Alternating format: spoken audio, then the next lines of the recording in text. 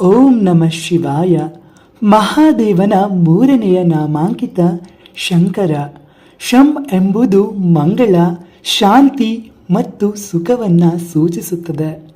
ಹಾಗೆಯೇ ಕರ ಎಂಬುವುದು ಕೊಡುವವನು ಅಥವಾ ಕರೆದೊಯ್ಯುವವನು ಎಂದು ಅರ್ಥವನ್ನು ಹೊಂದಿದೆ. ಹಾಗಾಗಿ ಶಂಕರ ಎಂಬ ಪದದ ಸಂಪೂರ್ಣ ಅರ್ಥವು ಮಂಗಳವನ್ನು, ಶ್ರೇಯಸ್ಸನ್ನು ಮತ್ತು ಶಾಂತಿಯನ್ನು ನೀಡುವವನು ಎಂದು. ವೇದಗಳಲ್ಲಿ ಶಂಕರ ಎಂಬ ಹೆಸರು ಶಿವನ ಕರುಣೆ, ದಯೆ ಮತ್ತು ಮುಕ್ತಿಯ ದಾತೃತ್ವವನ್ನು ಪ್ರತಿಪಾದಿಸುತ್ತದೆ.